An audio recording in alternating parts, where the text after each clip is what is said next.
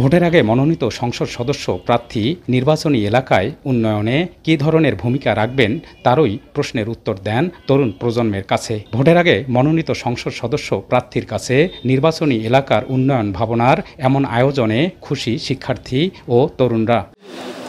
ত্রয়োদশ জাতীয় সংসদ নির্বাচনকে সামনে রেখে তারুণ্যের মুখোমুখি হলেন কুড়িগ্রাম ৩ আসনে বাংলাদেশ জামায়াতে ইসলামী মনোনীত প্রার্থী ব্যারিস্টার মাহবুবুল আলম সালেহী। জেলার উলিপুর উপজেলার আলিয়া মাদ্রাসা মাঠে সকাল 10টা থেকে দুপুর 12টা পর্যন্ত নিজ এলাকার উন্নয়ন ভাবনা নিয়ে তরুণদের প্রশ্নের উত্তর দেন তিনি।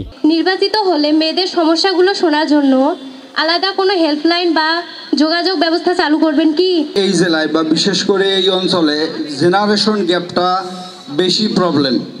কোনো কিছু করতে গেলে পরিবারকে আগে মেনটেন করতে হয়। আমরা যদি মেকশিওর করতে পারি চর অঞ্চলের মধ্যে একটা ছেলে শিক্ষার সুযোগ থেকে বা একটা মেয়ে শিক্ষার সুযোগ থেকে বঞ্চিত হবে না, আমরা যদি মেকশিওর করতে পারি চর অঞ্চলের প্রত্যেকটা মানুষ চিকিৎসার পরিপূর্ণ সুযোগটা পাবে, আমরা যদি মেকশিওর করতে পারি যদি কোনো কারণে নদী ভাঙে অথবা অন্য যে কোনো কারণে যদি আমাকে প্লেসমেন্ট চেঞ্জ করতে হয়, সরকারের দায়িত্ব হবে আমার বাসায় তৈরি করে দেওয়া, সো দ্যাট একটা মানুষ চরের মধ্যে গৃহহীন না থাকে।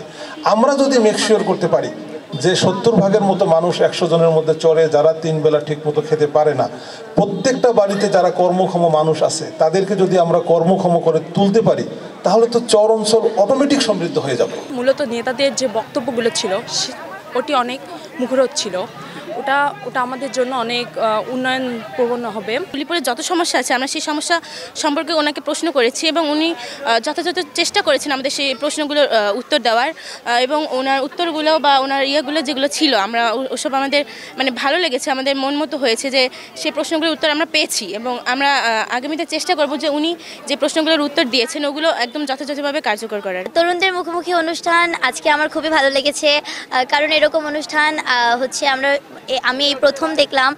এই অনুষ্ঠানের মাধ্যমে আমরা আমাদের যে অজানা প্রশ্নগুলো ছিল সেগুলোর উত্তর জানতে পেরেছি। প্রত্যেকটা বাড়িতে একজন কর্মক্ষম মানুষ তৈরিতে আমি সহযোগিতা করতে চাই। আমার বিশ্বাস যদি 50,000-এর মতো বেকার যে যুবক উলিপুরে আছে বা যুবতী উলিপুরে আছে এরা যদি কর্মক্ষম হয় এবং প্রত্যেকটা বাড়িতে যদি একজন করে কর্মক্ষম মানুষ তৈরি করা যায় তাহলে উলিপুরের এই দৈন্যদশাটা আর থাকবে না। জেলার 9টি উপজেলার মধ্যে সবচেয়ে বৃহত্তম উলিপুর উপজেলা নিয়ে গঠিত কুড়িগ্রাম 3 আসন। উলিপুরের উন্নয়ন নামে ব্যতিক্রমী আয়োজনে অংশ নেয় 5 শতাধিক তরুণ ও শিক্ষার্থী। বাদশা সৈকত, সময় সংবাদ, কুড়িগ্রাম।